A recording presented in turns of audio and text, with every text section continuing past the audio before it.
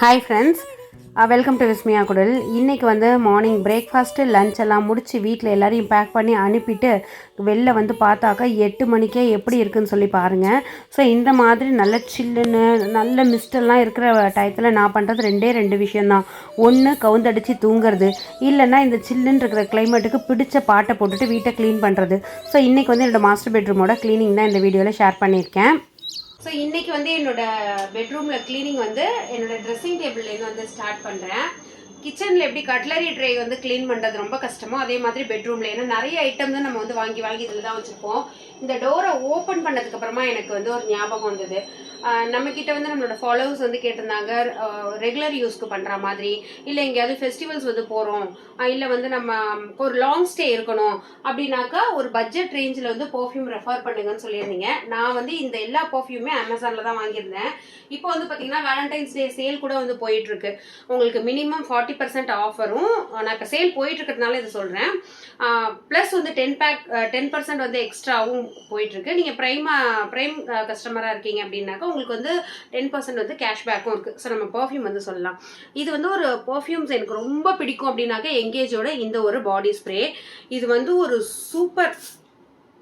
நல்ல சூப்பராக ஸ்ட்ராங்காக வந்து இருக்கும். இதில் நிறைய ஃப்ளேவர்ஸுமே வந்து இருக்குது. ஏன்னா எனக்கு பர்ஃப்யூம்ஸ் வந்து கொஞ்சம் நிறைய பிடிக்கும் பாருங்களேன். ரெகுலராக நைட்டி போட்டிருந்தாலும் அதுக்கு ஒரு பர்ஃப்யூம் வந்து போட்டுக்குவேன். இல்லை வெளியில் போகிறோம் அப்படின்னா அதுக்கு, இல்லை இன்றைக்கி ஃபுல்லுமே வந்து நான் அந்த பர்ஃப்யூம் ஸ்மெல் வந்து இருக்கணும் அப்படின்னாக்கா கொஞ்சம் ஸ்ட்ராங்கான பர்ஃப்யூம்ஸாக வந்து போட்டுப்பேன். இது வந்து பெல்லா விட்டாவோடது. இதோட 25 mlன்னு இருக்கும் நினைக்கிறேன். அது வந்து வாங்கி யூஸ் பண்ணேன். அதோட ஃப்ளேவர் எனக்கு ரொம்ப பிடிச்சிருந்தது. இது ஒரு மாதிரி ஃப்ரூட்டி ஸ்மெல் வந்து கொடுக்கும். நல்லாயிருக்கும், ஒரு மைல்டாக இருக்கும். ஒரு பெரிய லாங் ஸ்டே கொடுக்காது, பட் வந்து நல்லாயிருக்கும். ஸோ இந்த பர்ஃப்யூம் ஒன்று. அதுக்கப்புறமா நியா, இதுவுமே வந்து பார்த்திங்கன்னா ஒரு அரப் அந்த ஸ்மெல் மாதிரி கொடுக்கும். இந்த அஜ்மல்னு போட்டிருக்காங்க பாருங்கள். அதாவது இந்த நிறைய அந்த முஸ்லீம் ஃப்ரெண்ட்ஸ் போடுவாங்கள்ல, அந்த மாதிரி ஒரு இது இருக்கிறது, ஸ்மெல் இருக்கிற ஒரு பர்ஃப்யூமு. இது வந்து உங்களுக்கு ஹெவி பிடிக்காதுனாக்கா இதுக்கு வந்து போகாதீங்க. அடுத்து வந்து பார்த்திங்கன்னா ப்ளம்மோட ஒரு பர்ஃப்யூம் வந்து யூஸ் பண்ணுவேன். இது எதாவது ஷூட்டெல்லாம் போகிறோம் அப்படின்னாக்கா ப்ளம்லேருந்து இந்த மாதிரி வந்து கிடைக்கிது. ஸோ இதை வந்து யூஸ் பண்ணுவேன். இது இல்லாமல் நான் வந்து ஃபெஸ்டிவல்ஸ் வந்து ஒரு லாங் ஸ்டே வந்து போகிறேன், இல்லைன்னா அந்த டே ஃபுல்லுமே எனக்கு வந்து அதோட ஸ்மெல் இருக்கணும். நான் காலையில் போனேன்னா நைட்டு தான் வந்து வீட்டுக்கு வருவேன். ஒரு மாதிரி கச்சன்னு வேர்வை இருக்கிற இடத்துக்குலாம் போகிறேன் அப்படின்னாக்கா என்னோட எவர் கிரீன் எப்போதுமே எனக்கு பிடிக்கிற ஒரு பர்ஃப்யூம் தான் எங்கேஜோட இந்த ஒரு கிஃப்ட் பேக் மாதிரி இருக்கும். இது நீங்கள் இப்போ வேலண்டைன்ஸ் டே, வெட்டிங் டே, இல்லை உங்களோட ஃப்ரெண்ட்ஸ்க்கு கூட வந்து கிஃப்ட் பண்ணலாம். அந்த மாதிரி ஒரு பேக்கேஜில் இது 4மே வந்து பார்த்திங்கன்னா 4 ஃப்ளேவரில் வந்து இருக்கும். இதில் இந்த லாவெண்டர் கலர் இருக்கிறதுலாம் ரொம்ப நல்லாயிருக்கும். நான் உங்களுக்கு ஃப்ளேவர் அதோட லிங்க் எல்லாம் வந்து கொடுக்கணும். ஒரு மாதிரி காம்பேக்டாக தான் இருக்கும். இது ஹேண்ட்பேக்கில் கூட நம்ம வந்து வச்சுக்கலாம். ஸோ ட்ராவல் ஃப்ரெண்ட்லியும் கூட. நல்ல ஹெவியாக நல்ல சூப்பராக நம்ம கிராஸ் பண்ணி போகிறப்ப ஒரு நல்ல ஸ்மெல் வரும் அதுக்காக. ஸோ இப்போ வந்து நம்ம கிளீனிங்க்கு வந்து போயிடலாம். இது வந்து வார்ட்ரூபை ஓப்பன் பண்ண உடனே எனக்கு வந்து ஞாபகம் வந்தது நீங்கள் கேட்டது, அதனால இதில் வந்து ஷேர் பண்ணேன். ஸோ உங்களுக்கு லிங்க் எல்லாம் வேணும்னாக்கா டிஸ்கிரிப்ஷனில் கொடுக்குறேன், இல்லைன்னா நீங்களுமே அமேசானில் வந்து சர்ச் பண்ணி வாங்கிக்கலாம். ஸோ இது எல்லாமே வந்து என்னோடய ரெகுலர் யூஸ் பர்ஃப்யூம். அது மட்டும் ஒரு ட்ராவல் போகிறோம், இல்லை ஒரு ஃபெஸ்டிவல் போகிறோம், ஒரு ஃபங்க்ஷன் போகணுன்னா அதை மட்டும் அந்த எங்கேஜோட அந்த கிஃப்ட் பேக் மாதிரி இருந்ததில்ல, அது மாதிரி வந்து யூஸ் பண்ணிக்குவேன். ஸோ ஃபஸ்ட்டு வந்து பார்த்தீங்கன்னா ரூம் வந்து கம்ப்ளீட்டாக கொஞ்சம் டஸ்டிங் வந்து பண்ணிவிட்டு நான் க்ளீன் பண்ணுறதுக்கு ஸ்டார்ட் பண்ண போகிறேன். ஸோ ரொம்ப நாளாக ஆயிடுச்சு இந்த பால்கனி வந்து க்ளீன் பண்ணணும்னு சொல்லி நினச்சிட்டே இருந்தேன். ஃப்ளோரெல்லாம் அந்த அக்கா வந்து கூட்டுறாங்க, பட் என்ன தான் இருந்தாலும் நம்ம வந்து கை வச்சு க்ளீன் பண்ணுற மாதிரி வரவே மாட்டேங்குது. ஸோ காலையிலே வந்து அந்த சாங்ஸை வந்து போட்டுட்டு ஹெட்செட்டை கனெக்ட் பண்ணிப்பேன். அப்படி இல்லைனாக்கா எனக்கு தனியாக வந்து ஃபோன் பண்ணி பேசுகிறதுக்கு டைம் வந்து இருக்கிறதில்ல, அம்மாக்கிட்டேயும் சரி அக்காக்கிட்டேயும் சரி. அதனால நான் இந்த மாதிரி க்ளீன் பண்ணுறப்ப, வீட்டு வேலை பார்க்குறப்ப, கிச்சனை அரேஞ்ச் பண்ணுறப்பெல்லாம் ஹெட்செட் போட்டுட்டு பேச ஆரம்பிச்சிடுவேன். இன்றைக்கும் அதே மாதிரி தான் பேசிகிட்டே தான் வந்து பண்ணிகிட்ருக்கேன். ஸோ இந்த பால்கனியை வந்து ஒரு மேக் ஓவர் பண்ணணும் அப்படின்னு சொல்லி ரொம்ப நாளாக நினச்சிட்டு இருந்தேன். அது வந்து ப்ராப்பராக க்ளீனாக இல்லை. நிறைய பக்கத்தில் எல்லாம் கன்ஸ்ட்ரக்ஷன் ஒர்க் நடக்கிறதுனால வந்து பார்த்திங்கன்னா டஸ்ட்டு ஆகிட்டே இருந்தது. நம்ம பண்ணலாமா வேண்டாமா அப்படின்னு சொல்லி பார்க்குறப்ப ஓரளவுக்கு ஆப்போசிட்டில் ஸ்டார்ட் பண்ணுறதுக்கு இன்னும் 2 years ஆகும் அப்படின்னு சொல்லிட்டாங்க. சரி, கொஞ்சம் தூரத்தில் தானே நடக்குது, நம்ம வந்து பண்ணலாம் அப்படின்னு சொல்லிட்டு இப்போ வந்து ஒரு புதுசாக ஆசை வந்திருக்கு. அது என்னன்னே தெரியல. எனக்கு ஏதாவது ஒரு சின்ன ஆசை இந்த மாதிரி பண்ணணும்னு சொல்லி நினச்சிட்டா மட்டும் அந்த இடத்துக்கு போய் நான் ஏதாவது அதில் புதுசாக இம்ப்ளிமெண்ட் பண்ணிகிட்டே பண்ணிகிட்டே இருப்பேன். அந்த இடத்த நான் நினச்சா மாதிரி எப்படி நினச்சிருக்கேனோ அந்த மாதிரி மாற்றுற வரைக்கும் வந்து பார்த்திங்கனாக்கா எனக்கு தூக்கமே வராது. அது நல்ல பழக்கமா கெட்ட பழக்கமானு சொல்லி தெரியல. ஆனால் நான் நினச்சிட்டு இருக்கிற மாதிரியே அது நடக்கவும் செஞ்சிடும். அது என்னமோ ஒரு மேஜிக் இருக்குது, அது என்னன்னு சொல்லி எனக்கு தெரியல. ஸோ நல்லா வந்து ஹேண்ட் ரைல்லாம் வந்து இந்த மாதிரி போட்டிருக்கீங்களே பூ டிசைனில், இது வந்து எப்படி க்ளீன் பண்ணுறீங்க அப்படின்னு சொல்லி கேட்டிருந்தீங்க. இது எப்படின்னாக்கா இது வந்து ஒரு மாதிரி கேஸ்ட் அயர்னில் வந்து பண்ணது. அதனால மோல்டெல்லாம் வந்து அந்த எட்ஜஸ்லாம் ஷார்ப்பாக இருக்காது, ஒரு மாதிரி முழுன்னு தான் இருக்கும். அதனால் க்ளீன் பண்ணுறதே ரொம்ப ஈஸியாக தான் இருக்கும். ஒரே ஒரு ப்ரஷ்ஷு மட்டும் இருந்ததுன்னா போதும், ஈஸியாக வந்து நம்ம க்ளீன் பண்ணிடலாம். ஸோ இந்த பால்கனியோட சைஸ் என்ன அப்படின்னாக்கா 12x5. அதில் நான் இந்த கட்டை வந்து கொஞ்சம் பெருசாக போட்டேன், அதனால் கொஞ்சம் வந்து சின்னதாக தெரியுது. நான் என்ன பண்ணிட்டேன், ஓகே இங்கே வந்து உட்காரணுன்னாக்கா ஈவினிங்கில் கொஞ்சம் வந்து கொசுவெல்லாம் கிடைக்கும்ல, அதுக்கு வந்து ஃபஸ்ட்டு ஃபேன்லாம் போட்டுடலாம் அப்படின்னு சொல்லிட்டு ஃபேனை வாங்கி மாட்டிட்டேன். அன்றைக்கி தான் நினச்சேன், அன்றைக்கே போய் ஒரு குட்டி ஃபேனை வந்து வாங்கிட்டு வந்து சீலிங் ஃபேனை அதை வந்து பக்கத்தில் இருக்கிறவங்கள வச்சு நானே வந்து ஃபிக்ஸ் பண்ணி வச்சுட்டேன். இன்னும் சின்ன சின்ன நம்ம வந்து ஏதாவது நேச்சுரல் பிளான்ஸ் வந்து வைக்கலாம், இல்லை ஏதாவது வேறு ஏதாவது மேக் ஓவர் மாதிரி இதை பண்ணலாம் அப்படின்னு சொல்லி நினச்சிட்ருக்கேன். அதுக்கான வேலைகள் தான் இப்போவே வந்து ஸ்டார்ட் பண்ணிட்டேன். கொஞ்சம் க்ளீனாக வச்சுருந்தா தான் அந்த இடத்துக்கு வந்து போய் உட்காருவோம். நம்ம வந்து உட்காந்து பார்த்தா தான் நம்ம எதை மாற்றணும் எதை மாற்ற வேண்டாம் அதெல்லாம் வந்து தெரியும். எனக்கு இந்த பால்கனியோட ஃபுல் வியூ வந்து உங்களுக்கு காமிக்க முடியல, ஏன்னா கேமரா வந்து கவர் ஆகலை. அந்த கேட்டு ப்ளஸ் வந்து நம்ம இந்த கேமரா வச்சுருக்கிற இடம் கொஞ்சம் வந்து நேரோவாக இருக்கும், அதனால் கவர் பண்ண முடியல. நம்ம ரீசெண்டாக ஒரு விலாக் வந்து போட்டிருந்தப்ப சொல்லியிருந்தீங்க நிறைய பேர், இந்த மாதிரி முருங்கைக்கீரையை வந்து தயவு செஞ்சு வாசலில் வைக்காதீங்க அப்படின்னு சொல்லிட்டு. அது என்னன்னே தெரியல, எங்கள் வீட்டிலலாம் பல வருஷமாக வந்து பார்த்திங்கன்னா எங்கள் சொந்தக்காரவங்க வீட்டில், என்னோடய ஃப்ரெண்ட்ஸ் வீட்டிலலாம் பல வருஷமாக முருங்கைக்கீரை வந்து வாசலில் தான் இருக்குது. முருங்கைக்கீரைக்கு எப்போதுமே ஆள் ரொம்ப அதிகமாக தேவை அப்படின்னு சொல்லி தான் நான் கேள்விப்பட்டிருக்கேன். ஏன்னா அது வந்து பேச்சு பழக்கம் அதிகமாக இருக்கிற இடத்துல தான் வந்து நல்லா வரும் அப்படின்னு சொல்லிட்டு நம்மளோட முருங்கையுமே நல்லா தான் வந்து வந்திருக்கு. ஆனால் சில பேர் வைக்காதீங்க அப்படின்னு சொல்கிறீங்க. அது வந்து எனக்கு அது வைக்கிறதுனால எந்த ப்ராப்ளமும் இல்லை. இப்படி தான் என்னோடய ஃப்ரெண்டு வீட்டில் வந்து என்ன பண்ணியிருக்காங்க, இந்த மாதிரி முருங்கைக்கீரை வைக்கக்கூடாது அப்படின்னு யாரோ சொல்லிட்டு போயிருக்காங்க. அவ்வளோ தலை வளர்ந்துருந்துருக்கு. அது அவங்களோட ஹஸ்பண்டுக்கு மனசில் உறுத்திக்கிட்டே இருந்ததுனால என்ன பண்ணியிருக்காங்க, அதை வெட்டி போட்டிருந்துருக்காங்க. யார் சொன்னாங்களோ அவங்களே ஒரு 6-7 வருஷத்துக்கு அப்புறமா அவங்க வீட்டில் வாசலில் நல்ல தலைன்னு வச்சு வளர்த்துட்டு இருந்திருக்காங்க. இதை என்னன்னு சொல்கிறது ஆக்சுவலாக எனக்கு தெரியல. இன்னொன்று, சென்னையில் நான் கொல்லைக்கு எங்கே போவேன், தோட்டத்துக்கு நான் எங்கே போவேன், இருக்கிற இடம் நான் வீட்டையே கொஞ்சம் காம்ப்ரமைஸ் பண்ணி கொஞ்சம் செட்பேக்கை விட்டு அதில் மண் போட்டு, ஏன்னா எண்டு டு எண்டு வந்து வீடு கட்டணும் அப்படின்னு சொல்லி நினைக்கிற காலத்தில் நான் கொஞ்சமாவது வீட்டுக்கு தேவையானதெல்லாம் வைக்கணும் அப்படின்னு சொல்லி வச்சுருக்கேன். அதில் வந்து பார்த்திங்கன்னா கருவேப்பிலை, முருங்கைக்கீரை, எலுமிச்சம்பழம், வீட்டுக்கு தேவையான செம்பருத்தி பூ, அப்புறம் பச்சை மிளகாய், பிரண்டை, இந்த மாதிரி சில ஐட்டம்லாம் வந்து அது ஒரு அழகுக்கு கூட இல்லாமல் ஹெல்த் ரிலேட்டடாக இருக்கிற, ஹெல்த்துக்கு நல்லா சப்போர்ட் பண்ணுற ஐட்டம்ஸ் தான் வந்து வச்சுருக்கேன். அதை நோன்னு சொல்கிறது வந்து எனக்கு எந்த அளவுக்குன்னு தெரியல. மேபி உங்களுக்கு அப்படி ஏதாவது ஒரு சின்ன நெருடல் இருந்ததுன்னா ஒருத்தவங்க ஆசையாக அதை வச்சு வளர்த்ததுக்கு அப்புறமா அந்த மாதிரி சொல்லாதுங்க. ஏன்னா செடியும் வந்து குழந்த மாதிரி தான், நல்லா தளன்னு இருக்கிறது தான் வெட்டுறதே நமக்கு வந்து மனசு கஷ்டமாக இருக்கும். ஸோ அதனால் எங்களுக்கு அது வந்து லக்கியாக தான் இருக்குது. ஸோ இதனால் வைக்கக்கூடாது அப்படிங்கிறது வந்து கமெண்ட்லலாம் ஷேர் பண்ணாதீங்க ப்ளீஸ். ஸோ இது வந்து பார்த்திங்கனாக்கா என்னோடய ரெகுலர் யூஸ் ட்ரெஸ்ஸஸ்லாம் என்னோடய மாஸ்டர் பெட்ரூமில் வந்து நான் வச்சுக்கிறது கிடையாது. கொஞ்சம் அக்கேஷனாக யூஸ் பண்ணுறது, ஏதாவது ஃபெஸ்டிவல்ஸ்க்கு யூஸ் பண்ணுறது, அந்த மாதிரி இருக்கிறத மட்டும் செப்பரேட் பண்ணி வச்சுருக்கேன். பாட்டம் லைனில் வந்து பார்த்திங்கனாக்கா இன்னும் அதுவுமே பண்ணலை. ஓரளவுக்கு கொஞ்சம் கொஞ்சமாக தான் நம்ம வந்து பண்ணிகிட்டே இருக்கோம். ஸோ இன்றைக்கி டக்குன்னு வந்து ஒரு ஐடியா வந்தது, மாஸ்டர் பெட்ரூமை வந்து ஃபஸ்ட்டு கொஞ்சம் கரெக்ட் பண்ணலாம் அப்படின்னு சொல்லிட்டு.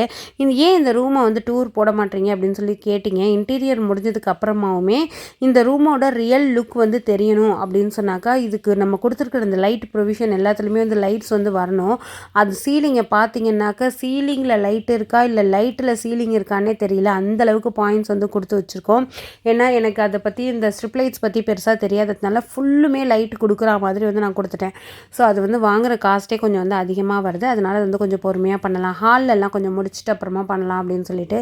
ஏன் பொறுத்து வீடை கட்டுறீங்க அப்படின்னாக்கா, அந்த காலத்துலலாம் பார்த்திங்கனாக்கா அப்படி தான் கட்டுவாங்க. நம்ம ஒரு வருஷம் கட்டி அதுக்கப்புறமா தான் வந்து பார்த்திங்கன்னா பெயிண்டே வந்து அடிப்பாங்க. 1 இயர்க்கு அப்புறம் தான் அடிப்பாங்க, இல்லை சில பேர் 2 இயர்ஸ்க்கு அப்புறமா வந்து கூட அடிப்பாங்க.